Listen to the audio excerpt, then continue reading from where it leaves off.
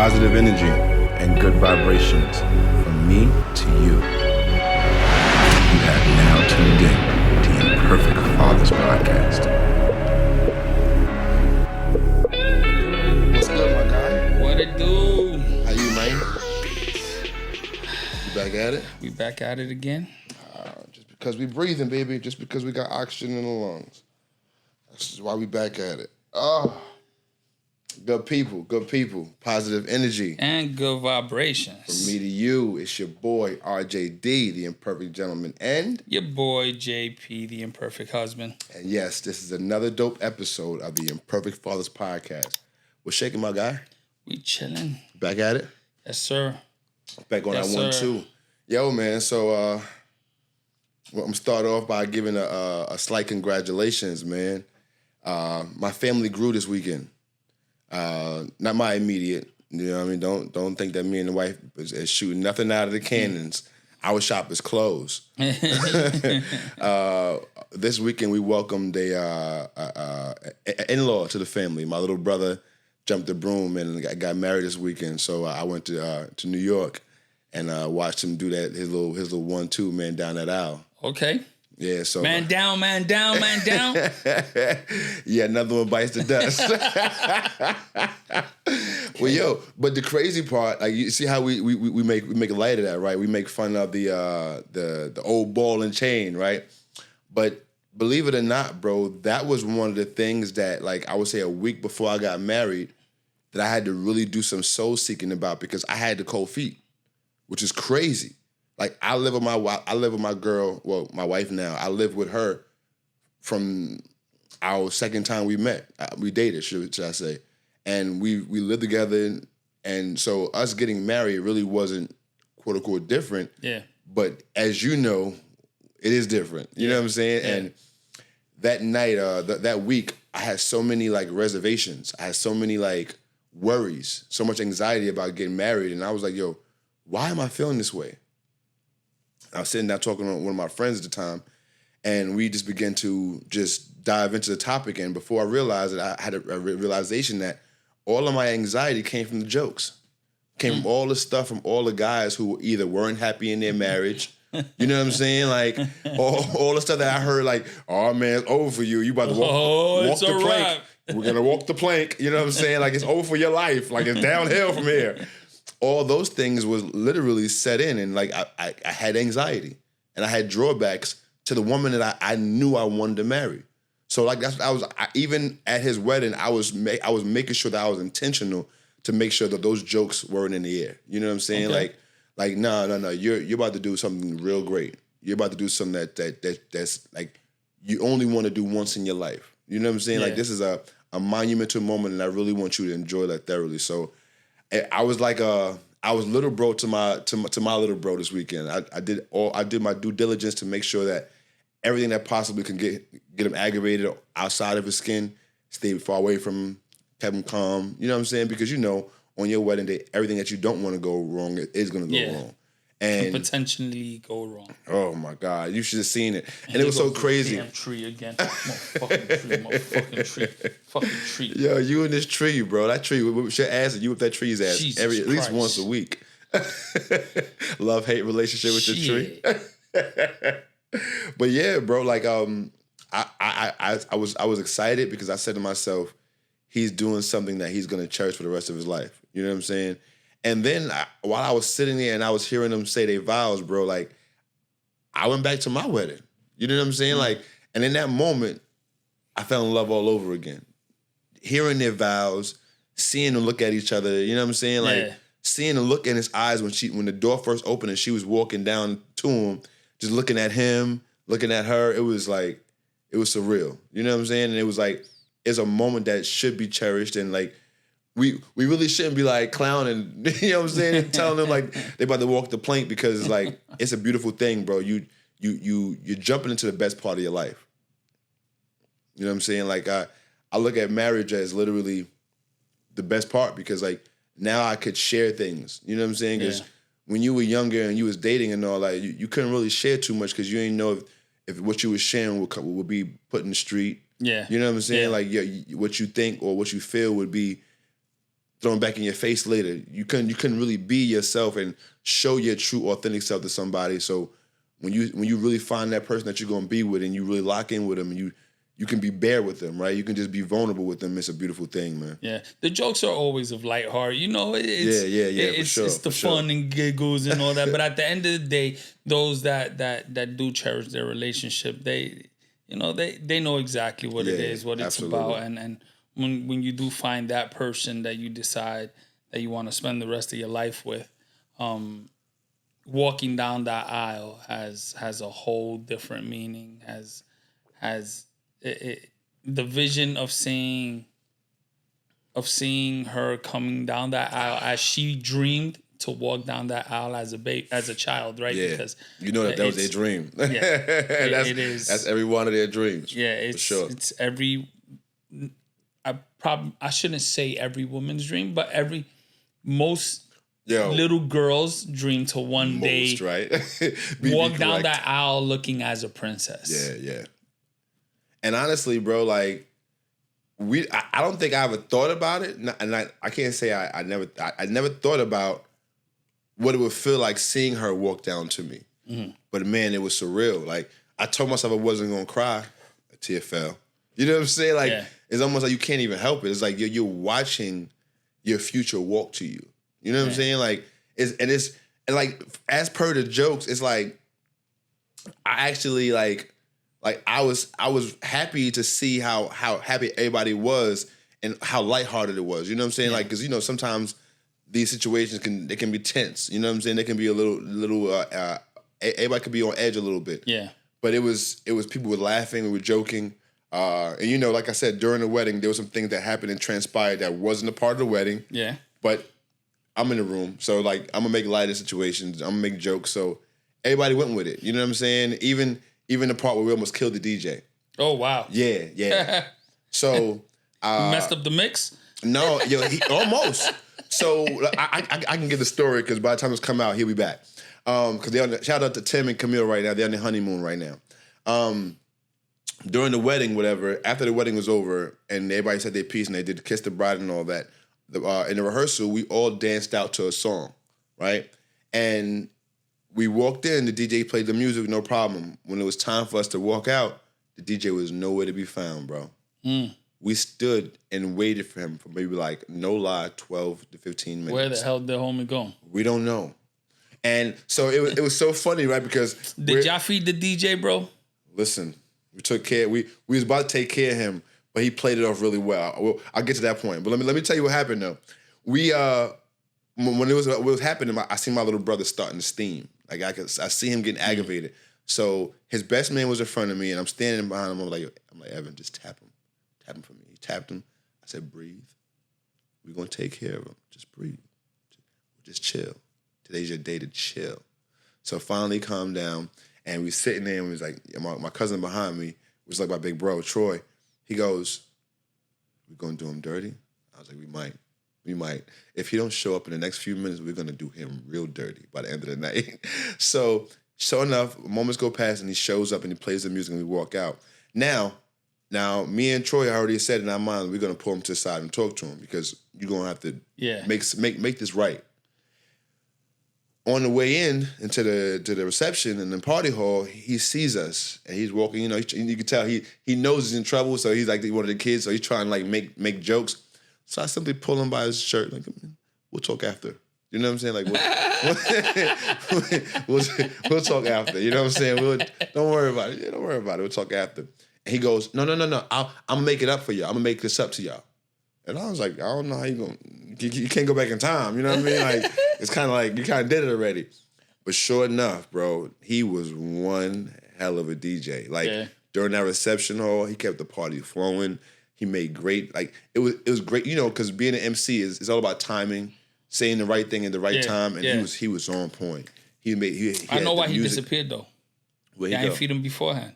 We didn't feed him? Not beforehand. Y'all should have fed him beforehand. Y'all should have fed him beforehand and had him a hookah, too. Oh. Never left. So that's speaking from a real true DJ. I see that. I see what you did right there. Yo, whenever you need a DJ, and Jose's your DJ, feed him and make sure you give him that hookah. And a drink. And a drink. He's not going nowhere. Because if not, I'm going to go find it somewhere else.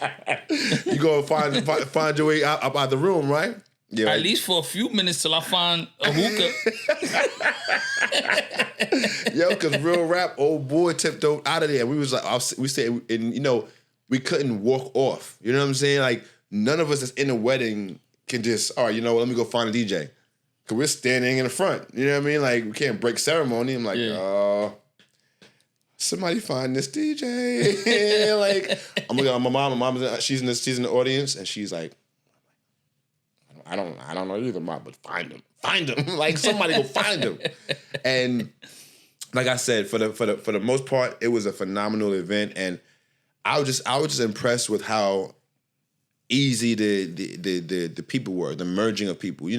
Normally we spoke about a few episodes ago when two families come together, sometimes it's a little tension, it's a little bit dis-ease in the process. Mm-hmm. But it was seamless, bro. It was a great time. We had a phenomenal time.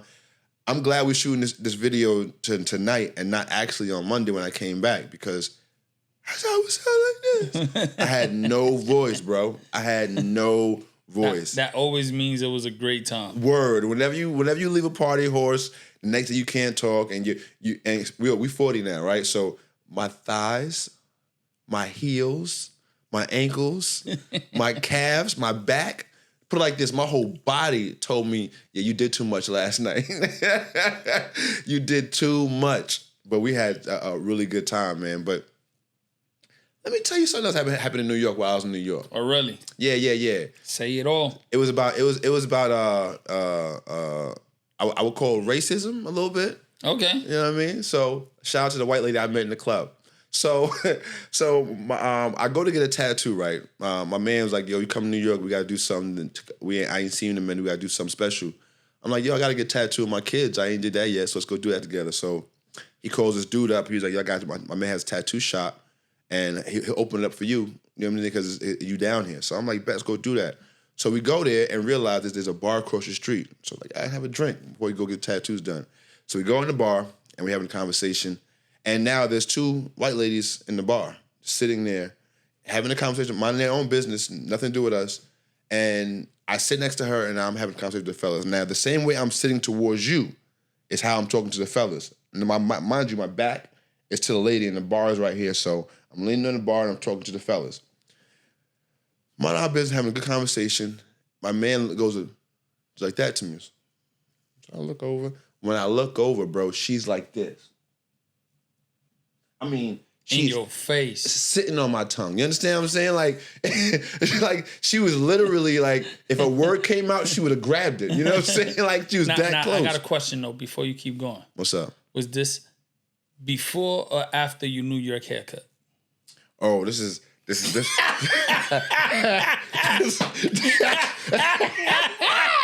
Yeah, because you know how niggas in the streets.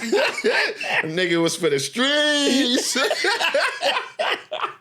Nah. As y'all can tell, he don't got a do-rag or a hat today. Yeah. Y'all see it.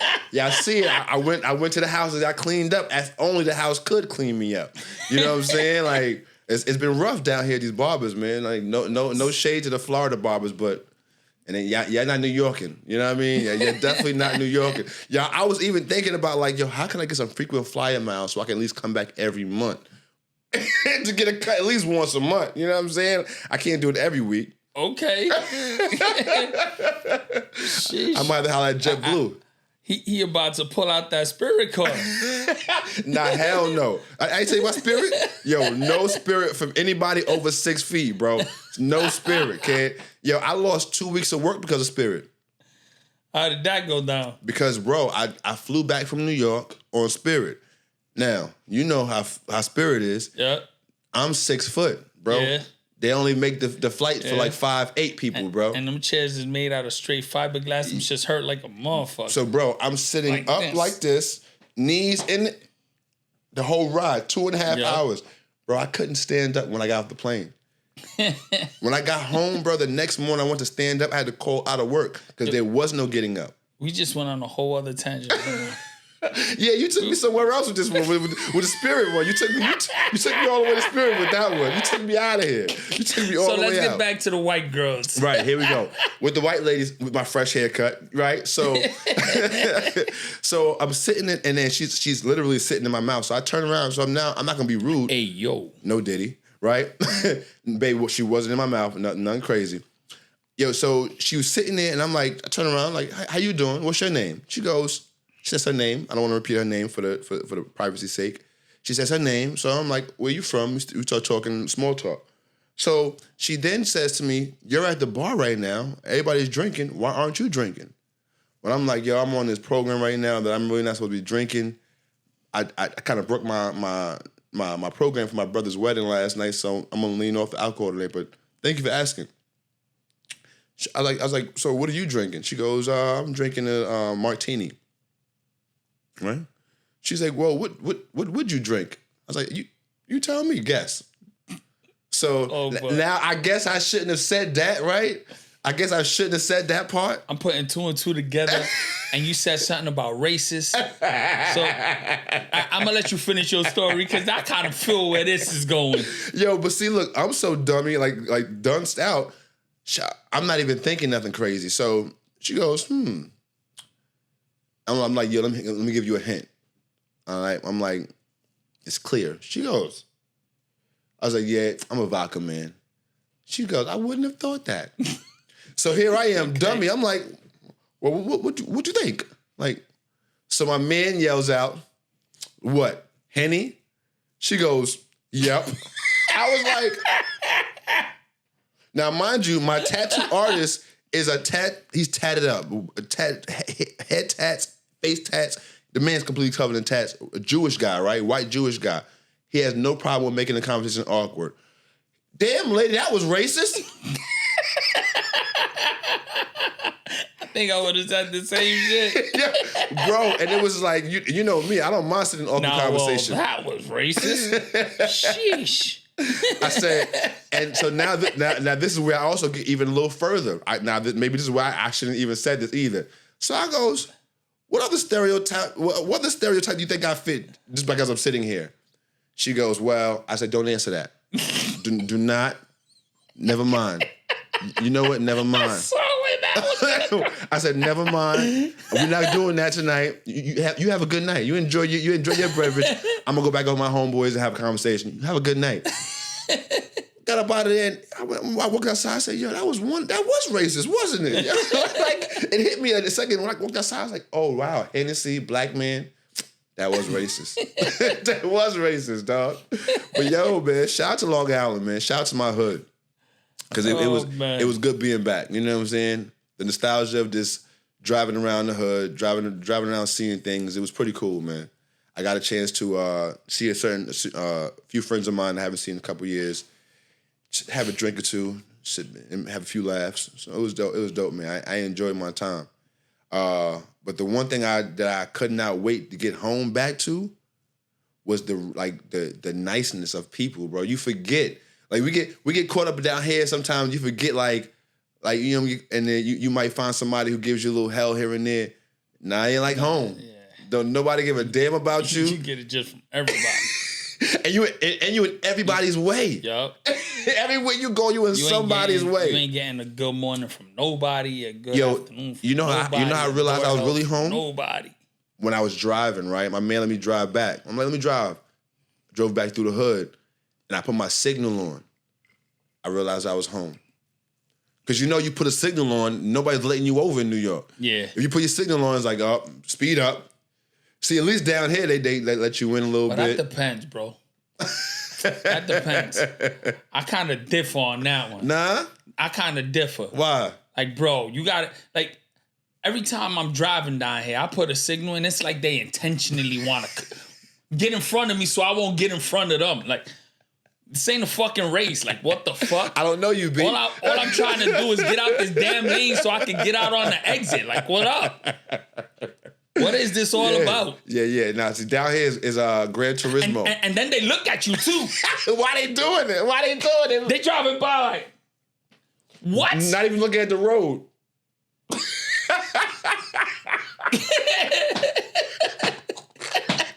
What?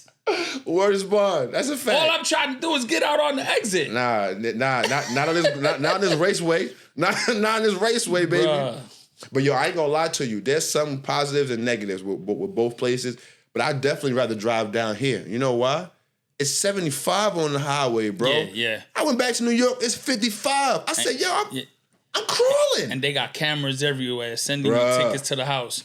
Yeah, you know, it's dope that you mentioned that, right? Because the whole 75 and all, like you're able to drive normal. Yes, right? Yes. Right? Not driving dumb slow or nothing like that. But we end up running into the situation with Miami at night. Yeah.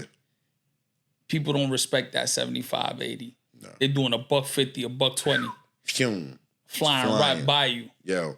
When you know you're doing 80 and you ain't really supposed to, because that's your grace you in, 80, 90, right? And somebody comes and rocks your car, bro, like, you feel like you standing still when they pass by you. You start looking at your dashboard. If I'm doing 90, how fast are they going? Facts. You know what I'm saying? Like, cause you already know you're doing something you ain't supposed to be doing. You're like, I'm Miami starting Thursday night. Thursday night, Friday night, Saturday night. It's a wrap. It's a raceway. It's a straight wrap. Down the turnpike. Yep. Stay up. Stay up north. Do not go down that way if you're not from down there. But yo, to the fact of little bro getting married, bro. What do you remember about you getting married, bro? What do you remember about your wedding day? I didn't have a traditional wedding. Okay. Yeah, Dominican. No. We said one day, she said, let's get married. We went to City Hall. We got married. Okay. So I feel like I still owe her that moment, because I know that she always looked forward to it as a child. So I feel like I still owe her that. And it's still in me. It's like, I'm going to make it happen one of these days. It's going to happen one of these days.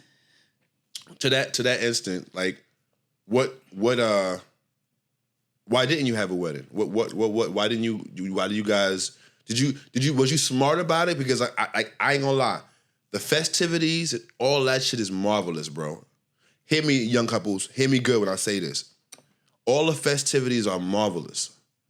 The beauty of it all, those moments you can't get again, all those things are beautiful and they have its place. But like, when you look at that bottom line number of what you're spending and what you need to do as a couple going forth to create your life, it's kind of a setback. Yeah. You know what I'm saying? Yeah. Like, because, and like don't get me wrong, like it was a beautiful event and all that, but you realize when you're in that day is not for you or your woman. It's for everybody. It's for everyone else. Yeah. So with us, after we got married, we stayed at my mother's for a little bit, and then we bought our first apartment. So in a way, it was beneficial because we didn't spend all this money on a wedding. We were able to purchase our first place to live before we had the kids. It was a 1-bedroom apartment, but it was ours. Right. Correct. Right. Then once we had when we had our daughter, we stayed there for a little bit. Then when our son came, we started looking for a 2-bedroom. So we did the transition from a 1-bedroom to a 2-bedroom apartment that we bought, a 2-bedroom condo. And then from there to here. Bro, so it works. It was a smart financial decision, but that doesn't mean that she doesn't yearn that moment. Yes. Right? She wants to be she doesn't say it, but I know that she wants it. Right, so it's in the back of my mind to say that one day is gonna happen. Right. And like, honestly, like, in hindsight, if I can go back in time, right, I would have done that too, because obviously anybody knows the process. You have to get married a month before your wedding date, right? Yeah. If you're gonna get married and have this ceremony, you got to legally be married for 30 days before that. So you go down to the Justice of Peace and you go through the whole process, which we did do. And if I would have just had, I guess, the confidence to say, baby girl, let's wait, you know what I'm saying? Or let's do it a different way, because I know later on this is going to be, we can use this. It would probably put us in a better position initially, starting off our relationship, because as per you, like, we had to stay at her mom's before we came down here because we had to make sure we had the finances to get down here. Yeah. So we stayed there for like, I think it was like a month. And once we got down here, it was like, oh man, I wish I had that $40,000, $50,000, $60,000 right now. Yeah. You know what I'm saying? But the pictures, you can't, you know what I'm saying? Yeah. Like, she holds on to those, you know what I'm saying? Yeah. The memories, she holds on to those. And that night, like, the reason I asked you that is because I remember so many things about my wedding day, but the one thing that stuck out the most was that how much appreciative I was to the people that got me there. You know what I'm saying? Like, I broke down and cried at my wedding because one of my cousins took one of the bells and rung it. And my grandmother, those are all her bells that she had. She was a bell collector. So every state she went to, she collected bells. And my wedding day, they lined all the bells up behind me at the thing. So I felt her presence. And I was eating my food, and one of my cousins just rung the bell, bro. And I'm talking about all the emotions just overflooded me. And it was like I just couldn't stop crying. And that moment was just like, I was so appreciative, like, because if it wasn't for my grandmother, if it wasn't for my aunt, my mother, my uncles, everybody that got me to that point, I wouldn't have been there. You know what I'm saying? Yeah. So seeing my little brother do it, it was just a lot of emotions happening. There's a lot of memories of, oh, this is why I love her. You know what I'm saying? Like, I called her when the wedding was over. I was like, yo, I fell in love with you all over again. Yeah. You know what I'm saying? Like, this is crazy. Like, can we do this all over again? Like, can I really be really feeling you all over again? She's like, I hope so. So, you know, I couldn't wait to get back in the plane.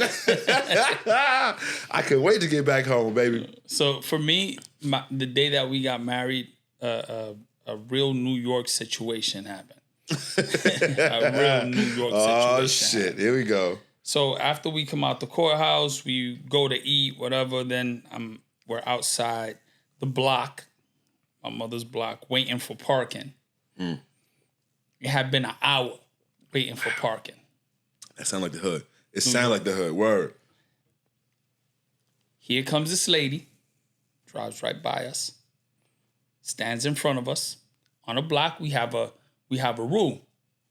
When you get to the block, you look to see who's there so that you know behind who you go. Mm-hmm. Right? Mm-hmm. Whoever gets there first, behind, right, starts getting the parking spots according to how you get to the block. Right. This lady comes, she comes on, gets in front of us. A car in front of her, just at that moment, gets out. She rushes up, and she gets in the spot. After waiting for an hour. I go to her. Very nicely. Very nicely. Ma'am, in Spanish, ma'am, I've been waiting for an hour there. You just got here, and you jumped into space. You were supposed to wait like everybody else that's waiting. Right. Oh! You don't own the streets. I said, all right. Here we go. So this is what's about to happen, I told her. This is what's about to happen. You either take your car out or I'm going to flatten all your tires. real New York like. She kept barking and she grabbed the phone. She called the cops. She grabbed the phone, called the cops. She was on the phone with the cops. So I backed up. I said, baby, go inside. Uh-oh. Went inside, grabbed my shank. Shack. All 4 tires. Wait, Jose, how many years ago was this? It's... Okay. Just making sure. But hold up. Making sure. The story doesn't end there. Oh, shit. Do we need a lawyer all 4 first? Tires. Shanked all 4 tires. Huh? Do we need a lawyer after this? No. Okay, good. Shanked all 4 tires. Okay. After that, she calls her husband. Cops come. They see her, whatever. They talk to her. They tell her, well, you know, there's nothing we could do. He's not here. He didn't touch you. Whatever. All right. The cops leave. Her husband comes. I've told you that you're going to get me out. This block is hell. You should not be doing this. He jumped in the car and left in his car with all four tires shanked. And you know what I did? I parked right in the spot.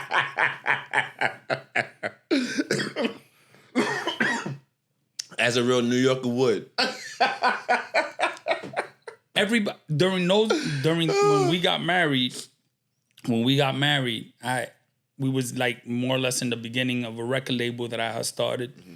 And everybody from the label was upstairs in my mother's house waiting. Oh my God. It could have got real bad. It could have got real bad. A surprise. Yeah. And y'all are fuming by the time you go upstairs. That was our wedding. Yo, bro. And it's so crazy because like I always ask these stories to people because like the wedding day is full of so many different events, right? Mm-hmm. But it's always the thing that stick out to your mind the most, that sticks with you. It's like, man, that was some wild shit. You know what I'm saying? Like, so I'll make sure that when we do renew our vows and we do the white dress and all that I'm not shanking anybody's tires. Yeah, we're in Florida, so we don't got to worry about parking. I'm gonna make sure I pat you down before. Check your suit jacket and all that before you go in there. Make sure the blicky ain't on me. Hey, yo, and so it's crazy because that story is a great segue into the main topic of tonight. Because that dude said, and he said, baby, you gonna get me killed out here. Right? Like, meaning those exact words. Yeah. And you're gonna get me killed out here. I've told you this plenty of times. And that right there, bro, has literally been something that since I've been older now and a father and a husband, and this role of the position I am in my family, I've been so vocal about that the women in my life have to protect me, right? Because y'all need my protection, mm-hmm. right? Like, as the protecting leader of my family, y'all need me to provide protection and covering for this entire family. But the protection that you're seeking from them isn't a physical protection. It's the protection of the venom that they can spit out that mouth. Yes, and also, it's about understanding towards other people. Yes, because it's not to us. We're just gonna walk away. It's what they say to other people. Yes. That's how they protect us. And their behavior. So, in my culture, right? Because in the Black culture, we have very, very dominant women. You know what I'm saying? Like, we have some of the most dominant women probably in any culture, mm-hmm. right? Due to a lot of different reasons, right? Survival and all those mechanisms. So.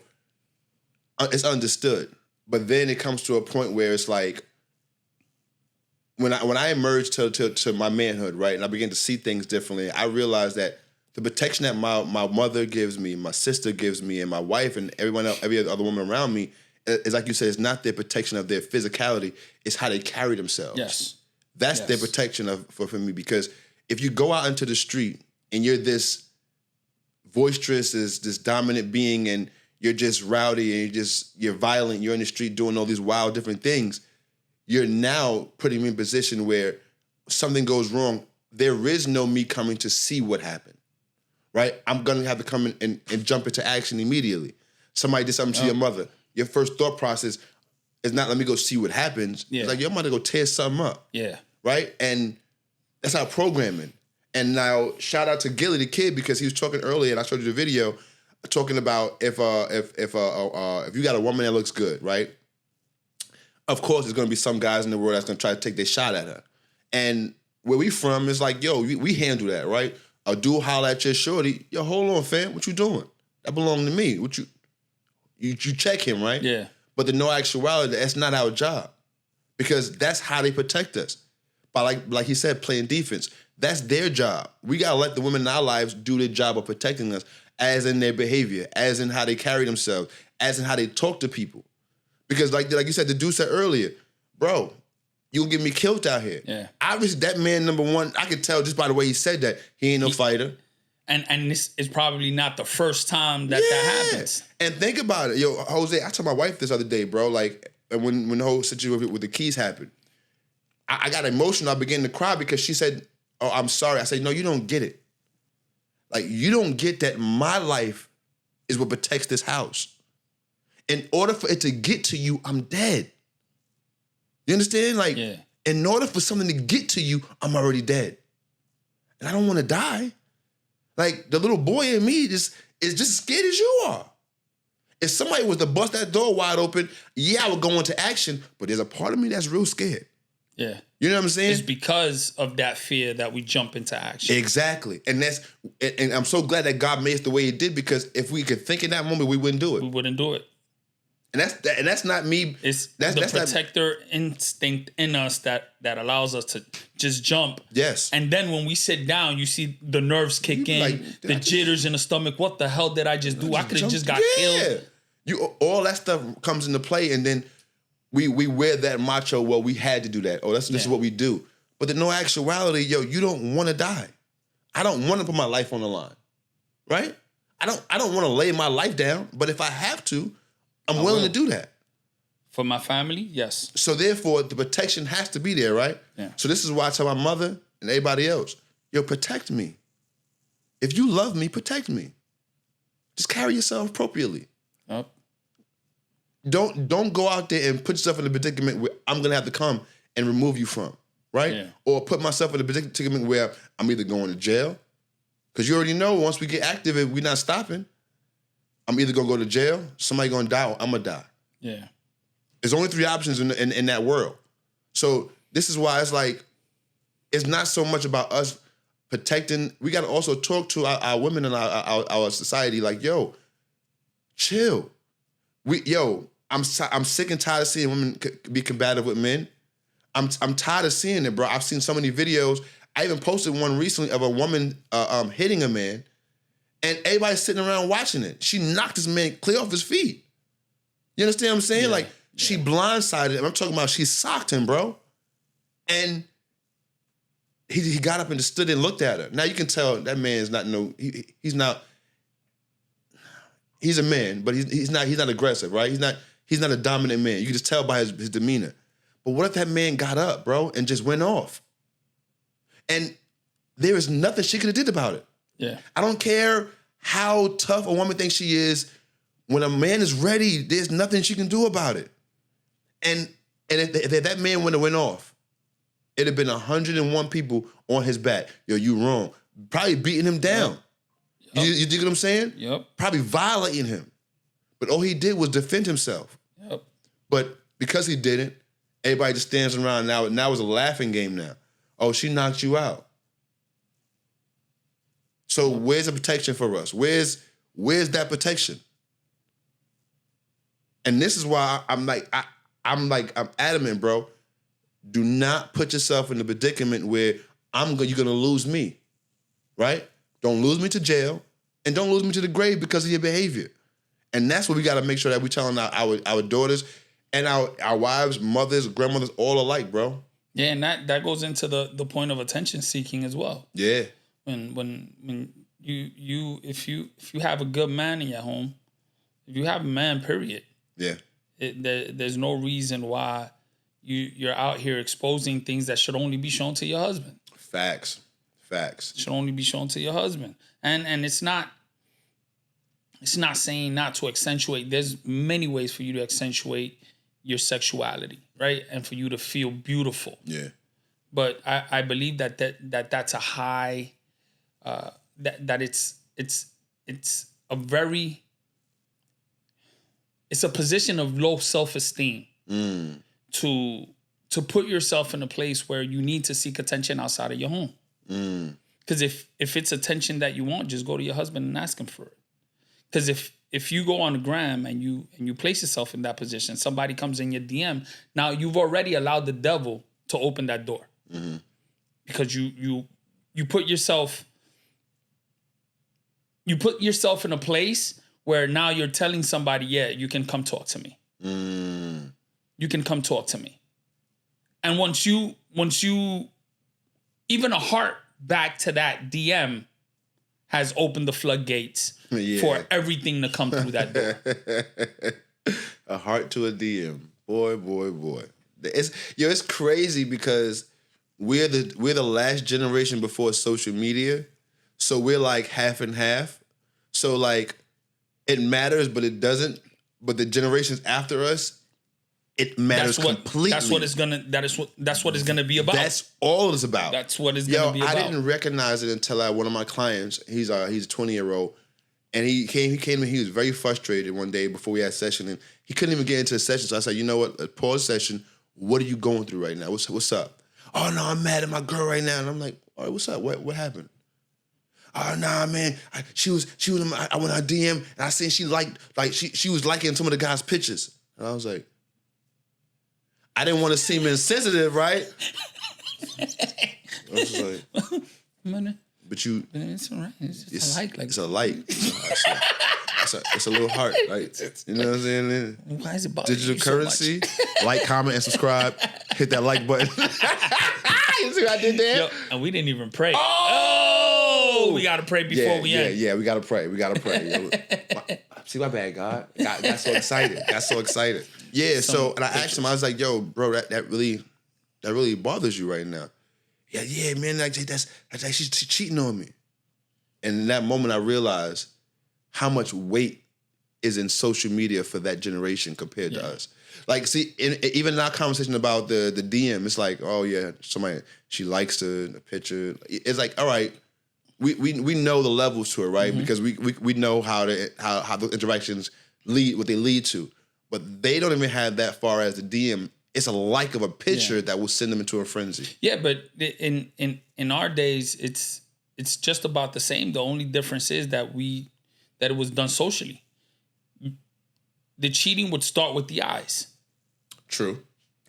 Because if you desire somebody visually, in your mind, you've undressed them. Yeah, that's true. You've made out with them. Yeah. So the cheating starts mentally. Yeah. So on phone, it's the same thing. Yeah. It's the same thing. Yeah. The difference is that during our time, the other person wouldn't know unless you're blankly staring and making it obvious. Right. Here, you double tap on it and they know. Yeah. Or you find an emoji that simulates whatever. You find the what's the purple one? The eggplant. The eggplant. Jose be in his DMs with the eggplant. Nene. Nah, I don't. You be like, yo, Nene. I don't. You be like, yo, Nene. Eggplant time. Yo, I ain't gonna lie. When it's time for me and the wifey, I said wifey. Peach eggplant? I said wifey the strong arm. Strong arm, peach eggplant? The water sign, the water droplets. Yeah, it's going down. It's Mr. Nasty Time.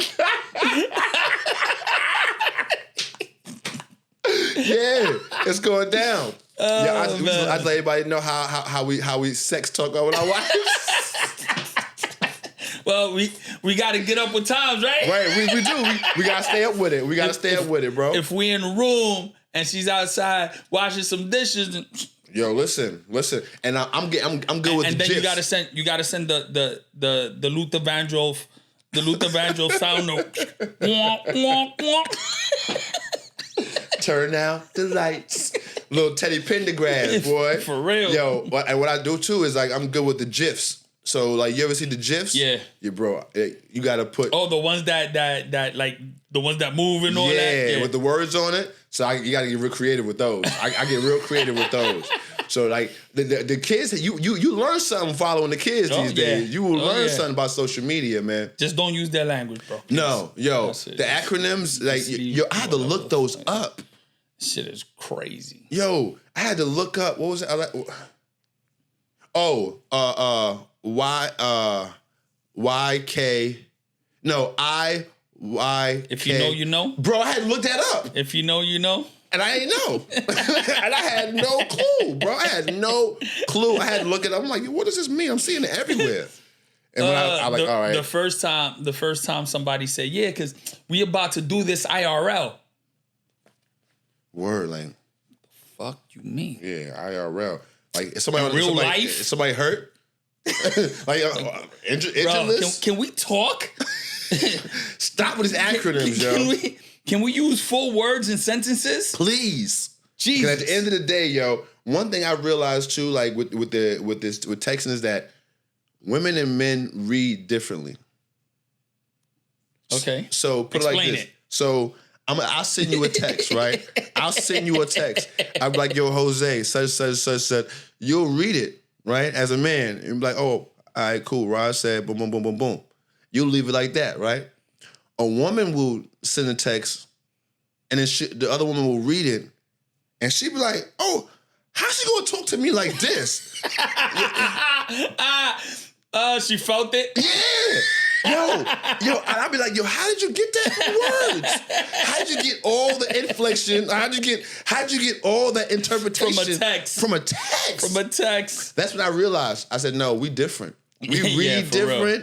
We see things different. We see it at that value, and that's it. We read the words. That's it. And they read in between the letters of the words. For real. Look, she capitalized this one and this one. Who's she yelling at? I know she's talking to me like this. I'm like, wait a minute. She just put a punctuation on the sentence, baby. That's the period. It wasn't violent. Like, you know what I'm saying? It was just words. But, look, she ain't give me a heart. She gave me an exclamation point. That means she's trying to beef. What? Like, wow. Like, you seen all of that inside of a text message? I gotta get better glasses. Like, you know what I'm saying? I gotta figure out what I'm not looking at, what I'm not seeing on this damn phone. What am I missing? Seriously, bro. And yo, perfect time for it. We ain't did it in a couple weeks. Oh. Am I the only one? Okay. Am I the only one? Literally, I would like tell my wife, like, yo, babe, I had a hard day today. Well, what did I do? What did the kids do? Who did to you? Wait, I said, I had a hard day. How did we get to the kids, you? Like, am I the only one that'll say a statement and then they'll take that statement to Africa? Yeah, I'm not with you on that one. No, you won't? No? I could be mad as hell and she'll just, I left you alone because you look pissed off. So is that really what you want? Is that really? Not really. Not really. Yo, so let's talk about I want to talk about it. But you don't, it's crazy. I left you alone because you look mad. And I told the kids to stay in their room because you look like you. And now you got nobody to talk to, right? Now you got. Now I'm talking to the computer. I'm talking to the computer now. I'm talking to ChatGPT, trying to have a conversation. ChatGPT pissing you off. I'm over here trying to see what ChatGPT thinks about what I'm feeling. ChatGPT is checking your emotional temperature. Shit. Yo, listen, but and to that point too, bro. So when you want to have that conversation, and she gives you space, you know how many men actually want the space and don't get it? It's so crazy. Yeah, it all depends on the situation. There's certain situations that you need that space. Yeah. That you need the time to yourself. Yeah. Because if anybody says anything, they gonna get it. But there's times that it's not even that, like, your face looks angry, but you're really not that angry. Right. And you really just want to vent a little bit. But you don't want to start the conversation. But you don't want to start it, right? You want to make it seem like, oh, they do care about me. Yes. Yo, so let me tell you, I was just telling my homeboy this because he was like, yo, he's having a hard time because one of his because he don't have no girl at the time, one of his girlfriends, one of his girls he's dealing with is telling him like the things he wants to hear, like the compliments, like you look good today and all those things. But the one he wants to hear from is just not giving it to him. Yeah. So he's like, yo, what's this about? And I said, bro, don't get married then if you can't figure that out. Because trust me, those days of her telling you how good you look will come to a cease quick until you get a New York haircut. Yep. Because, nigga, I came home and she was like, baby. I was like, yeah, I'm him. I'm still him. I'm Himothy. You hear me? Hit me neutron, baby. I'm back. I will say that when I don't get that reaction from my wife, have yourself a daughter because they will come to you. Yeah. Even after they tell them not to. Facts. I'll sit here in the office and she'll come behind me and she'll hug me without her mother noticing. Come and hug me and say, Daddy, are you okay? Is everything all right? I'll be like, yeah, I'm okay, Mommy. Give me a kiss. I love you, Daddy. I'll walk away. That's it. My day done. I'm good. I didn't even have to talk about it no more. You don't know what it. happened. You don't know what you was... No, I don't know. What the hell was that? That's it. I don't care. I forgot everything that happened. That's it. I'm done. It doesn't matter. It doesn't matter, yo. I go back to ChatGPT. Oh, it's a beautiful day. I'm happy now. I don't give a damn how you feel no more. I'm good now. Yo, but great job, Mr. Pablo. Shout out to ChatGPT, man. We need us a contract. You know what I mean? Give us a sponsor. But yo, listen. One thing I can say about our daughters, bro, is that affection, bro. So today, my daughter was so dope. Like my wife was in the kitchen, and she was making dinner. So you know, I'm in my phase. I'm hungry because I'm working out and stuff. So I came in the house with my workout, and my wife was like, "Well, dinner's almost done." I'm like, "Damn, I'm hungry right now." You know what I'm saying? I said under my breath. You know what I'm saying? I said under my breath because I didn't want to get killed. Because you know how that is. She in the kitchen cooking. I ain't trying to get murdered. Fuck you mean? You know what I mean? I ain't trying to get dealt with today. So I said under my breath, like, I mean, real quiet. My daughter heard it. So when I come out the bathroom taking my shower, a peanut butter and jelly sandwich is sitting on the table, bro. When I tell you that sandwich was everything. So I can imagine. Yeah, that sandwich was. And then like, it wasn't even the fact that it was a peanut, because like it was like I'm hungry, I'm gonna eat it. But I looked at it, I was like, my daughter made this. And I simply asked, because I didn't want to start no beef. I said, yo, babe, you made this sandwich? She goes, no, your daughter did. I was like, all right. So I went over there and grabbed her. I was like, yo, baby girl, thank you. I love you. Grabbed her real good. And I was saying to myself, yeah. This is one of the perks. This is one of the perks.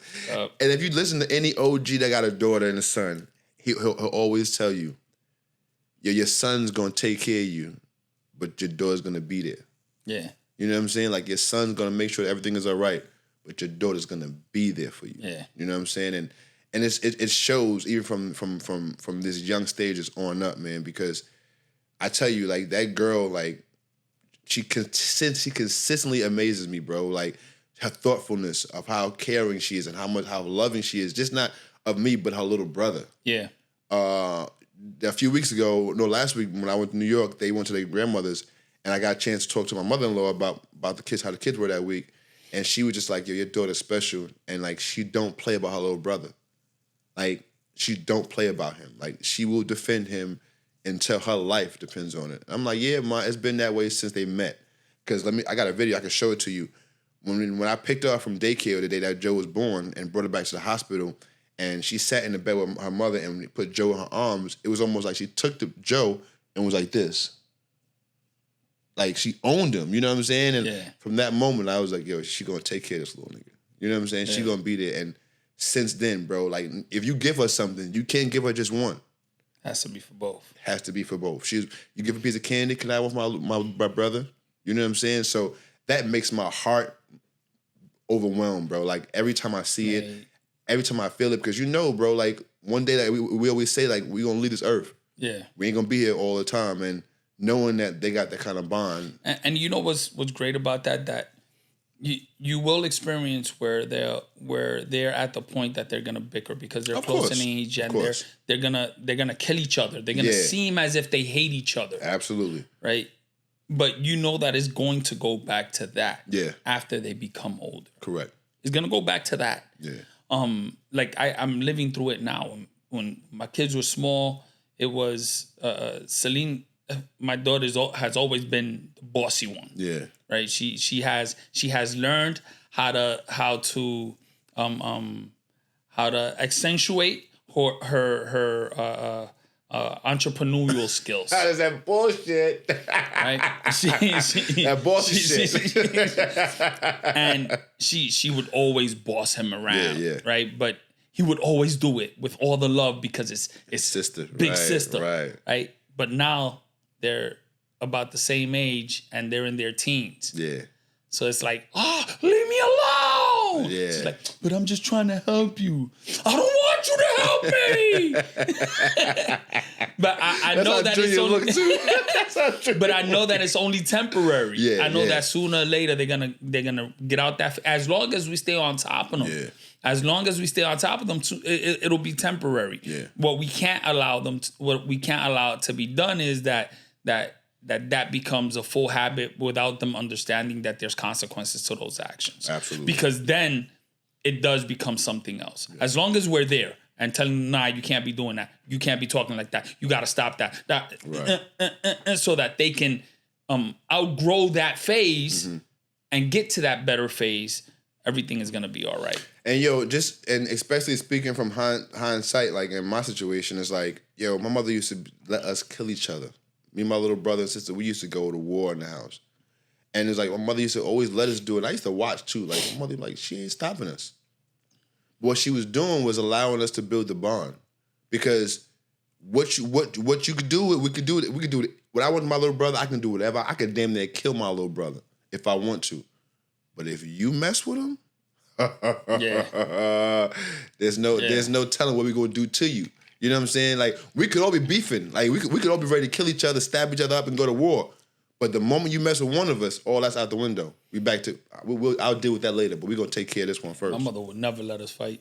Nah. Sharon was like, nah, just don't break none of my furniture in there. She would never let us fight. And I was sneaking my and wait till she not looking at all right, you about to get in trouble. He knows he's taller than me now. No, mom's she know too. Okay. She used to stand in the middle, and then she would come and say things like, it's only you two.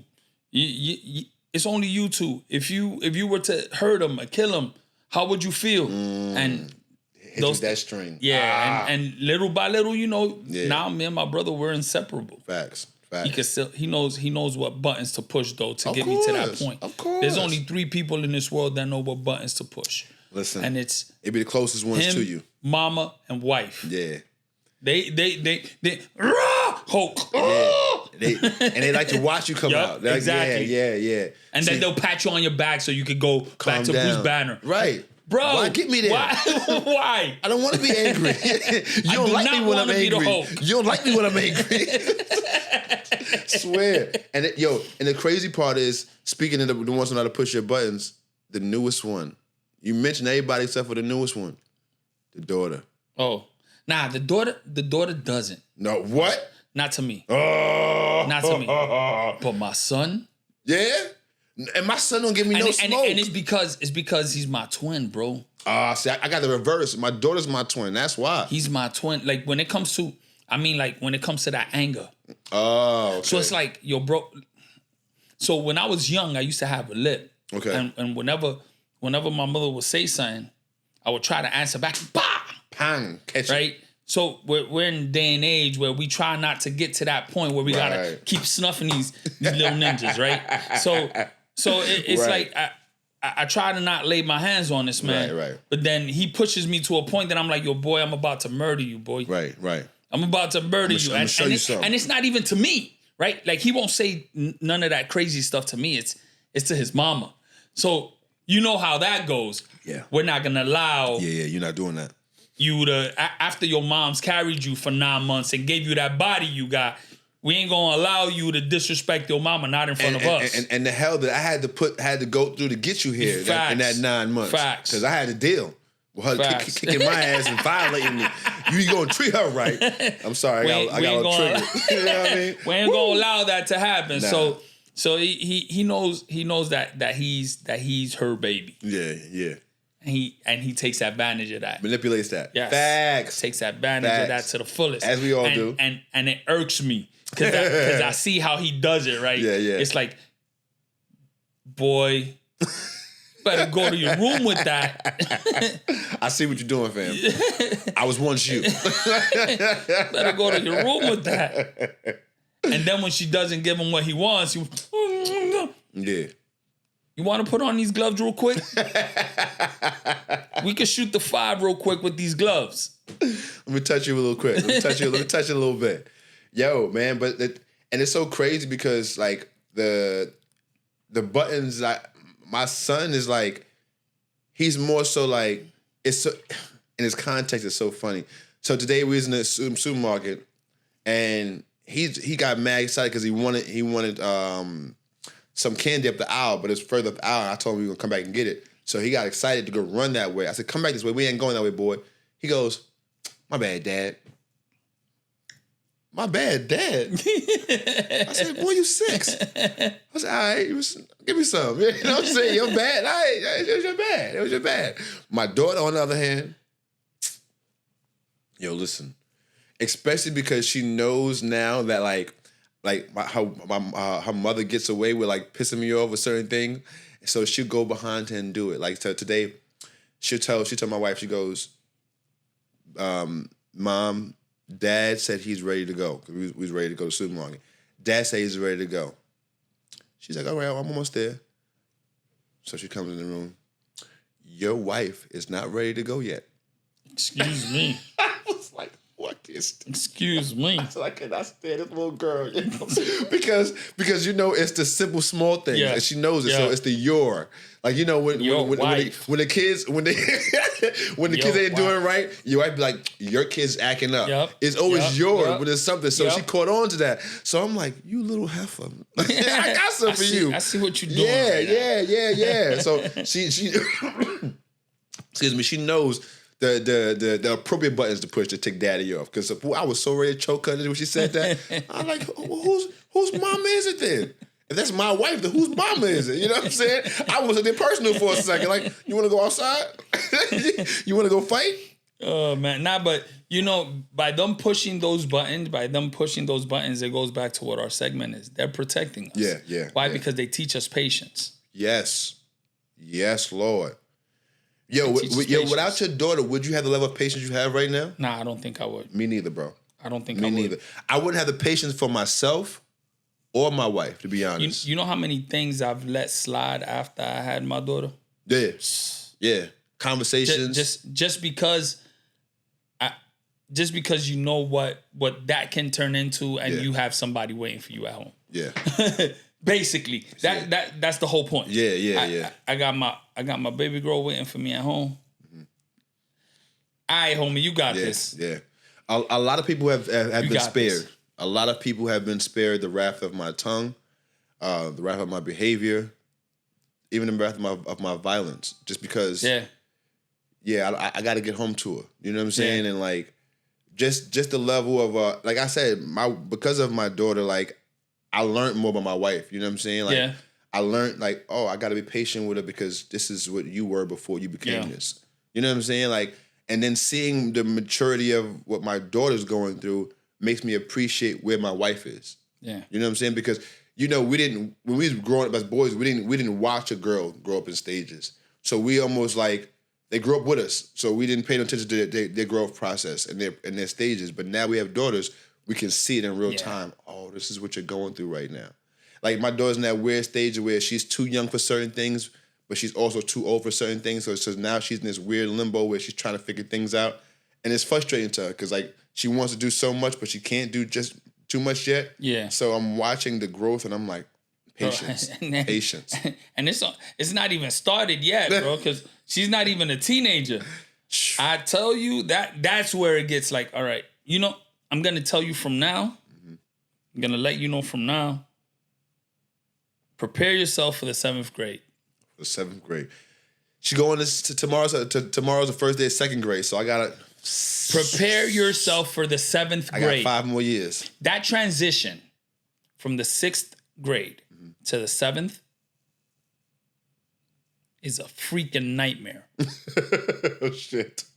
This is more that walking on a plank stuff. It is a nightmare because you have your child around hundreds of other children that are all trying to figure it out. Yeah. And you have nothing but curiosity all over the place and a damn phone in their hand. Yeah. Bad fucking combination. Something we didn't have. Bad combination. Yeah. And don't get me wrong, we've done all sorts of things. Yeah. But this phone that they have in their hand now and the curiosity of them not being old enough to be an adult, but not being young enough to be a baby. Right. And them not knowing their place in society. Yeah. It's a hell of a combination. And the teachers pay for it. Yeah. The teachers are the ones that pay hell because they spend more time with the teachers. So the teachers got to deal with 30 kids in a classroom all acting crazy. Yeah. Hormones all over the place. All over the place. Bro, because I remember, like, I ain't gonna lie to you. Boys horny as hell. And this might be TMI, but fellas, y'all go with me on this one. Y'all remember sitting in class and getting the hard on for no damn reason? Like, and the bell ring, you like, yo, I gotta stand up with this shit? You get the book bag in front of you, you gotta be like, yo, this is ridiculous, yo. Like, this is some bullshit. The teacher's like, yo, you gotta go to class. You gotta wait 5 minutes, teacher. Walking with your butt poking back so that it's not poking through your pants and shit. You're like this. Like, yo, you all right? I gotta pee. I gotta pee. Yeah, I gotta good, pee. fam. I'm all right. I gotta pee. Yeah, I'm straight. Word is bond. So you walk around your book bag instead on your back. Now you got your arms in your book bag and in front of your waist. Acting like you cool. You like you chilling. Book bag hanging in the front like that, all the way down here.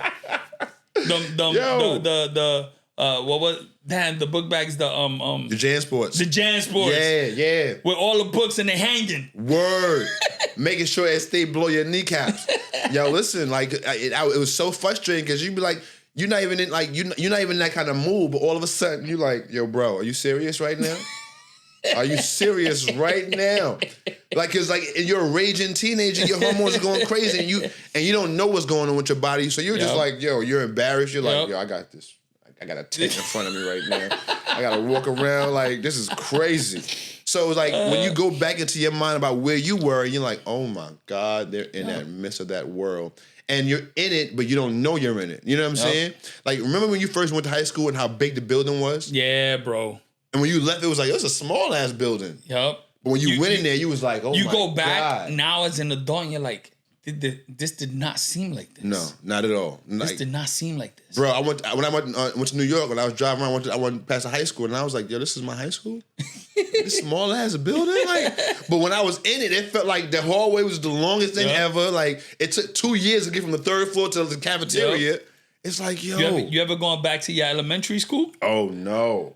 Bro, it's crazy. It's crazy. You go back to your elementary school and you see these little desks and you see and you're walking around and you're like, my wife is still teaching, so I see it all the time. Nuts. Yo, sitting down in the chair. You learn early. You ain't got no mega knees. And then the baby in you wants to see if you can still fit.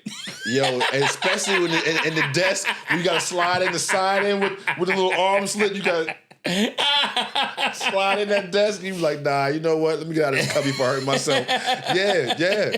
And like, yo, it's something when you look at too, because you say to yourself, the thought process you had when you walked into that building is like, this was the world. You know what I'm saying? Like, you knew nothing outside of that. And now you look at what life is now, and you're like, yo, it was so much more to life. And that's the one thing I'm so scared of for the children is like, I don't want them to get wrapped up in believing that what they're in right now is all of life. Yeah. You know what I'm saying? Because it's so much more to it once they get to understand like the next levels of life. Yeah, having them understand that they're gonna be adults much longer than they're gonna be children. Yeah. Is how we have to go upon that and letting them know, look, live your day one at a time. Because sooner or later you're gonna look back and you're gonna say, holy crap, I'm grown. Yeah. I'm an adult. The OG.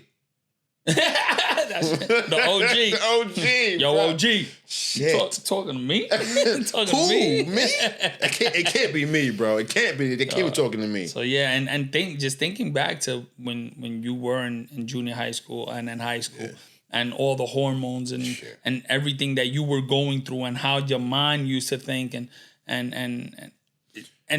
trying to put yourself in their shoes. So that they know that you understand. Yeah.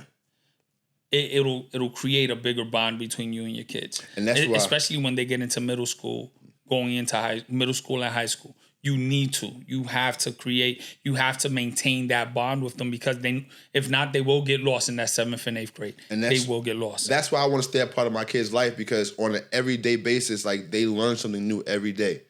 And I seen this video on Instagram and it was a very easy question, but it was so profound. It was, what do you daydream about? Right? I asked my daughter that and I got something out of her that really surprised me. She's like, I'm thinking about becoming an adult. I'm thinking about getting older and making good decisions. So I was happy with that. And then she said something that kind of concerned me was, I'm going to get married and then take all his money. And I was like, well, hold up. Lord, where did you hear that? Where did you get this shit from? So I asked her, I said, baby girl, where'd you get that from? She was like, oh, you know, mommy always tells you to give her money. Mm-hmm. That's true. Like, okay. But mommy doesn't take daddy's money. Like, it's our money. So she goes, oh, but mommy spends it. You don't spend it. I said, oh, you want to spend the money? She's like, yeah, I like getting things. I said, okay, so do you know, how do we get things? Money. How do we get money? Working. I said, now, how do you get money? She's like, working in creating a business. Now, she said something else. She said, Daddy, I want to be rich. And I said, how do you get rich? She said, you go to work. I said, no. She goes, huh? You always tell me to go to work. I said, no. When you want to make money, you go to work. But if you want to get rich, you solve problems. Now, that's something that I wish I was taught earlier in life because I didn't know that. I didn't know the way you get rich was solving a problem. And she asked me, how do you solve a problem? I said, the same way with somebody looked when they was younger, before you was born, before bikes was created, there were no bikes. People wanted to get from one place to another. It was a problem. They wanted to get there faster, so somebody created a bike. They created a solution to the problem. So she goes, oh, I got to go find a problem, Dad. I got to go find a problem. So I said... Because I want to be rich. Yeah. I said, keep that thought process. But just knowing and like having that conversation, if I wouldn't have asked that question, I would have never known that. Yeah. You know what I'm saying? I would have never known that where her mind was at, where her thought process was. And it wasn't even something that like I didn't do on a regular basis, but the wording of it. What do you daydream about? And like when I asked her that question, it was like her eyes lit up and she was ready to tell me. And I was saying to myself, wow, if I didn't hear that on Instagram, I would have never thought to ask you that. Mm-hmm. And from there, it's like, all right, be more interactive with her day. Ask more questions. Get into her, not just her psyche, but her mind. What are you thinking about? What thought process do you have throughout the day? And it blew my mind, bro. So now, at least once a week, I'm asking her, baby girl, what's on your mind? That's a good outlook. A good outlook. Keeping involved and asking those questions, seeing where their mind is at. I try to implement that when I go pick them up from school. Hey, so how was your day? What did you do today? I do not let them give me that one word answer. Yeah, that good. It was nothing. No. Okay. No. What did you do today? Because you spent 8 hours at school. Yeah. So please tell me, what did you do for the past 8 hours? Let's go period by period. I got time. We're gonna be in this car. We're about to drive for 45 minutes. We got time. Let's go period by period. Right. So what'd you do? Let me get the cliff notes of your day. Now, that was at the beginning. Now they know that I'm not taking that good. Yeah. Nothing. So now, how was your day? It was great. So what did you do today? Well, we did this and we did that and we did this and we did that. Okay, and how did that go? That sounds interesting. Yeah. And, so I try to implement that. And, like, let me ask you a question. Like, and your kids are older now. Like, do you find it difficult to, like, have bonding moments and conversations at this age and stage with them? Was it harder when they were younger? No, it doesn't. It's actually a lot easier now. Okay. Than it was before. When they were small, it would just be gibberish conversations. But because of that foundation that was laid, yes, they went through their stint where they didn't want to speak. Right. As we all do. We all go through that. Yeah, absolutely. But because of that foundation that was laid since they were small, where we had conversations about just about everything, it makes it much easier now to be able to have continuous conversations and it not be a bothersome conversations. And I tell my daughter all the time, my job as a father is to embarrass you. Yeah. That is my job. Yeah. So the day that you come home with a boyfriend, I am going to embarrass you. Yeah. That's my job. Yeah. Because if he sticks around while I'm embarrassing you, then that means that he's a keeper. Yeah.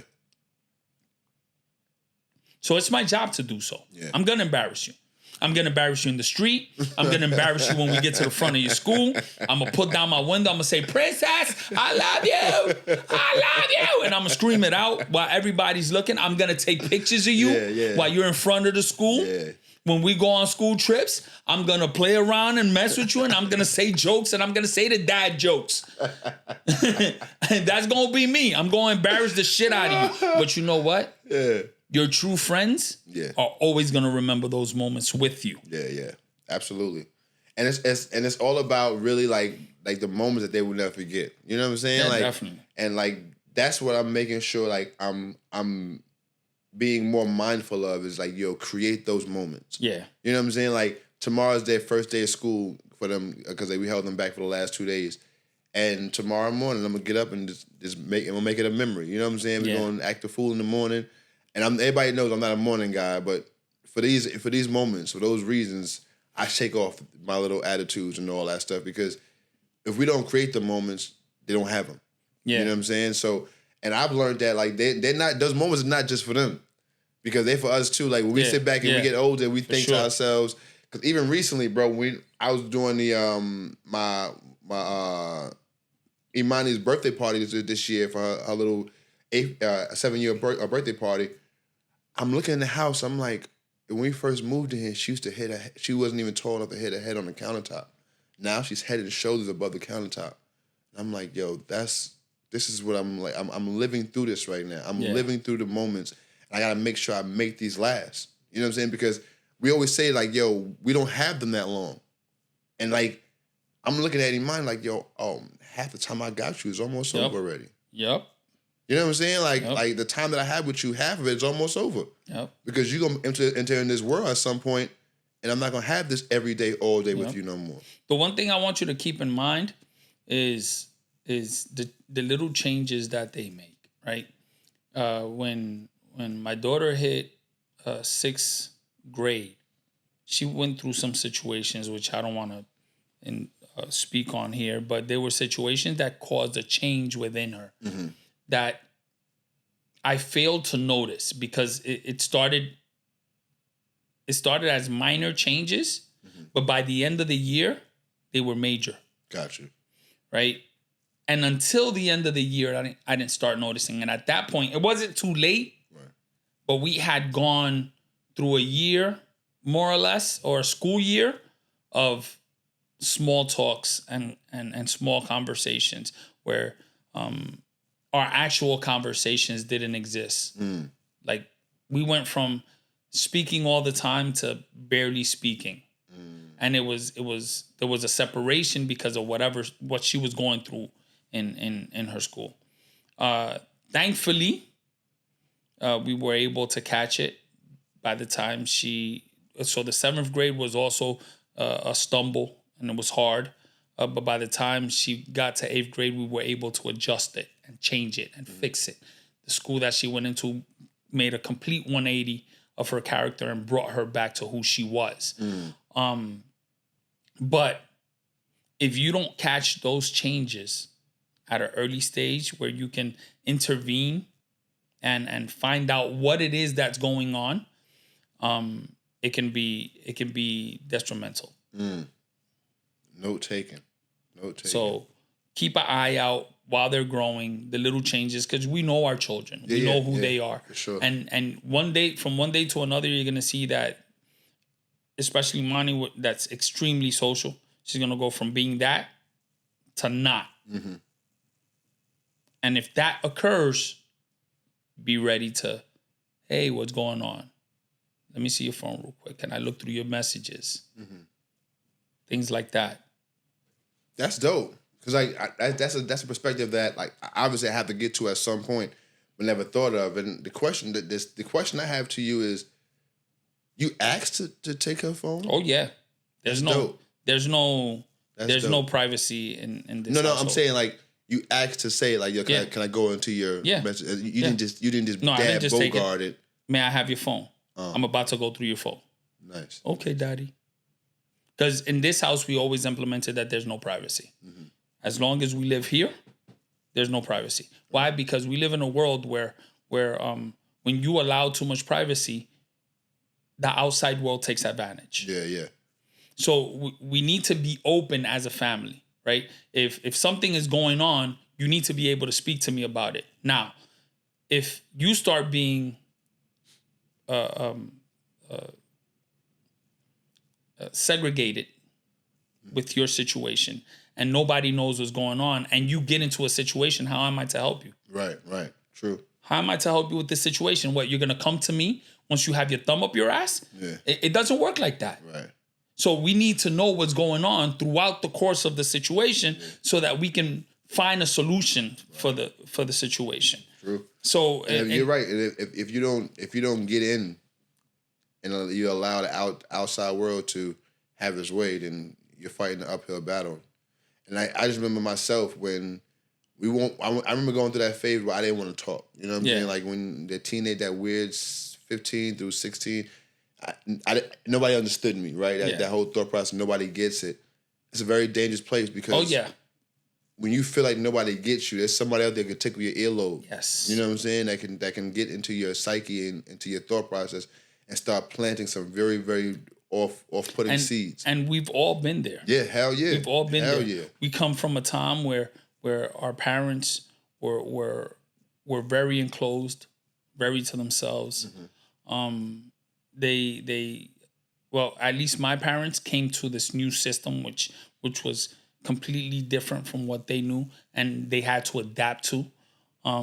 Because in DR, you just get your ass whooped, right? Here you they whoop your ass, and they're afraid that you gonna get taken away. And they still whoop your ass. Right, they still whoop your ass. Give a damn about but CPS. the reality is that in the back of their mind, they thinking, well, this can probably cause my child to get taken away, right? Yeah. And so I just went and I lost my train. It just happened. What the fuck? I know the feeling, bro. I know the feeling. And I know how you be sitting there talking, and all of a sudden that shit go blank. You be like, where was I going with that shit? Exactly. Where was I going with that statement? And I'm trying to catch up with it. I'm like, motherfucker, you're gone. Brave fart in real time, kid. Yeah, I know the vibes, kid. I know. And let me tell you, and doing this podcast, kid, like it's crazy because like when you study podcasts and you start seeing different journalists and different shows, you realize that quiet time is dead time, right? And then you're not supposed to have no dead time on the radio. Somebody's always supposed to be talking, but it's like when you're talking and you're having a conversation and you're driving a conversation and you have something that you want to say, but you have a different way to get to it. Yeah. You'll take that turn to get to that statement and forget the whole statement. You be like, it's a wrap. Why was I telling the story again? Why was the reason that we saying this? I remember coming up, I used to write lyrics. I used to write music and I used to rap and whatnot. And one day on stage, I had this whole performance laid out, and I'm going through the rap and I took a wrong step, and for some reason I don't know what the hell was it, but that step threw me off completely. Bro, I forgot the lyrics. I forgot everything. Now I'm over here trying to improvise. I can't improvise for shit. I can't improvise for shit. So I'm like, yeah, everybody throw your hands up. Throw your hands up. No, you don't know what words, what song you singing. Everything went blank. Yeah. So I'm like, DJ, cut it. Cut it, DJ. Trying to switch up the whole mode up. So that's let me tell you something. Cool. I've been like I play the drums, right? So like just recently, KB came down here and he was like, "Yo, come play for me this church." And it's like I've been playing music my whole life, so like there's no song on the drums that I can't like catch and play with after a while. But it was just one song that I have never heard the timing before, right? and like I'm like, I'm gonna play. So I'm sitting there trying to catch the tempo, and I'm like, so it's like on triple time. What I tell you, bro, like every fiber of my being that normally catches rhythm turned off. I could not catch the rhythm of that song at all. I had to get up and go listen to a YouTube song in the bathroom. I had to go to the bathroom and listen to the YouTube song. I was like, you know what? This is all fear. This is fear based. I'm nervous right now, so therefore I gotta break it. I gotta zone in and learn this damn song, bro. But like to your point, that one wrong step is all it takes. It's all it takes. It's all it takes. And I'm still trying to remember what it was that I was saying. And that's why I'm still babbling. This shit gonna be crazy. Like, that's it. We done, guys. Listen, yo, we out of here, y'all. That's it. Yo, we didn't even pray this week, yo. We gotta pray. Let's close with a prayer. Let's close with a prayer, because I don't even know what the topic was, where we was at in the conversation, but it was about whooping ass and getting our ass whooped and some shit around there. But it's all right. We'll get back to y'all. Yeah, we'll see y'all next week. But until then, let's talk to God, man. Let's close out on the right note. Heavenly Father, thank you for your grace. Thank you for your mercy. Thank you for your power. Thank you for everything that you've given us on this earth while we're here. Father, we are grateful because without you, there is no life. Without you, there is no us. So right now, God, we say thank you for just our being. Right now, Father, we actually also look over us as we go across these airways. Let something that we said tonight not only be entertaining, but inspiring, that let someone to be the best version of themselves, God, for not just who they are right now, but for their future and their lineage to come. These are our prayers. This is why we do what we do. This is why we get behind these microphones, God. And we thank you for the opportunity. In Jesus' name we do pray. Amen. Amen. And that's why we forgot. That's why I forgot, because we ain't prayed before. Yeah, we ain't get the blessings early. Yep, you know that's right. That's why I lost my train of thought. Yeah, God spanked us. Shit. Watch me start watching while I'm editing the video. I come back and like, fuck, that's what I was trying to say. So if y'all hear in the video edits, you hear his voice and you don't see his lip moving, that means he's doing the voiceover. This part right now is for the part that I forgot. That's all gonna be in the show. Don't worry about it. Don't you worry about it. Yo, man, before we get up out of here, what you got for them, man? Ladies, let's be mindful to how we carry ourselves and how we and the things that we say, because they can be very, very detrimental to what to the actions that that us as leaders have to take after, depending on how you guys react to certain situations that help us be the leader that you want us to be. Yeah, and I'm going to second that. And I would even take it a little further, because like I said, like, this goes near and dear to my heart because of how my mother is and women in my family. And this is no shot to any women in my family, because I know why y'all the way y'all are. And I'm grateful that y'all brought me up the way y'all have, because that's why I have the skin and the chemical makeup that I have to this day. But one thing I'm going to continue to stress to each and every one, and this goes to every woman, not just women in my life, but every woman that has a man in their life. Yo, protect that man. Protect him. And as we said earlier, it's not about the physical protection, right? It's not about having his six physically, but it's about carrying yourself in a way that he will never have to jump out that proverbial window, right? He'll never have to jump out and be a crash dummy based upon your bad decisions. Remember, your protection to us is how you carry yourself. That's it. It ain't about your physical dominance. It ain't about you going out there and making sure that nothing happens to us physically. It's about making sure that you carry yourself in a way that will never be in harm's way to come protect you. If you love him, protect him.